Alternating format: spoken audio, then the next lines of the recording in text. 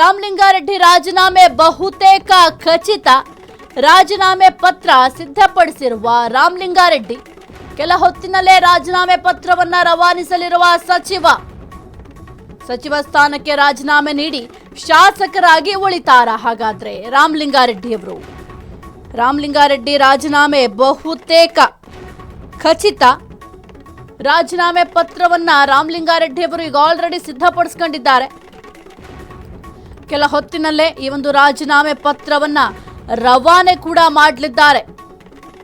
ಸಚಿವ ಸ್ಥಾನಕ್ಕೆ ರಾಜೀನಾಮೆಯನ್ನ ನೀಡಿ ಶಾಸಕರಾಗಿಯೇ ಉಳಿತಾರಾ? ಬೆಂಗಳೂರು ನಗರಾಭಿವೃದ್ಧಿ ಸಿಗದಿದ್ದಕ್ಕೆ ರಾಮಲಿಂಗಾರೆಡ್ಡಿ ಅವರಿಗೆ ಬಹಳ ಕೋಪ ಇದೆ. ಡಿಕೆ ಸರ್ಕಾರಕ್ಕೆ ಮೊದಲ ಶಾಕ್ ಎದುರಾಗಿದೆ. ರಾಮಲಿಂಗಾರೆಡ್ಡಿ ರಾಜೀನಾಮೆ ಬಹುತೇಕ ಖಚಿತ.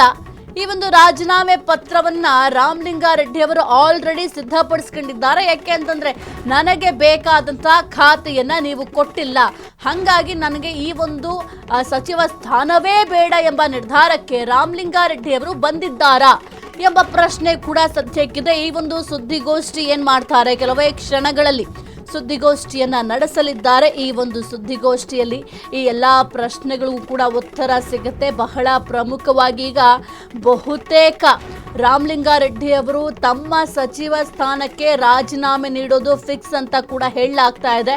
ಹಾಗಾಗಿ ಈ ಒಂದು ಸುದ್ದಿಗೋಷ್ಠಿಯಲ್ಲಿ ಒಂದು ರಾಜೀನಾಮೆ ವಿಚಾರಕ್ಕೆ ಸಂಬಂಧಪಟ್ಟಂತೆ ಕ್ಲಾರಿಟಿಯನ್ನ ಕೊಡುವ ಸಾಧ್ಯತೆ ಇದೆ.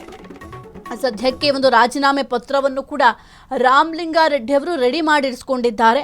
ಆ ಒಂದು ರಾಜೀನಾಮೆ ಪತ್ರವನ್ನ ಕೆಲ ಹೊತ್ತಿನಲ್ಲೇ ರವಾನೆ ಕೂಡ ಮಾಡಲಿದ್ದಾರೆ. ಇನ್ನು ಸಚಿವ ಸ್ಥಾನ ಬೇಡ ಎಂಬ ನಿರ್ಧಾರಕ್ಕೆ ಬಂದು ಅಂದರೆ ಒಂದು ಸಚಿವ ಸ್ಥಾನಕ್ಕೆ ರಾಜೀನಾಮೆಯನ್ನು ನೀಡಿದ ನಂತರ ಅವರು ಶಾಸಕರಾಗಿಯೇ ಉಳಿತಾರಾ? ಹೌದು, ಎಸ್, ಈಗ ಸಚಿವ ಸ್ಥಾನ ಇಲ್ಲ ಅಂದಾಗ ಅವರು ಶಾಸಕರಾಗೇ ಉಳಿತಾರೆ. ಇನ್ನು ಬೆಂಗಳೂರು ನಗರಾಭಿವೃದ್ಧಿ ಸಿಗದಿದ್ದಕ್ಕೆ ಈಗ ರಾಮಲಿಂಗಾರೆಡ್ಡಿ ಅವರಿಗೆ ಸಿಟ್ಟು ಹೆಚ್ಚಾಗಿದೆ.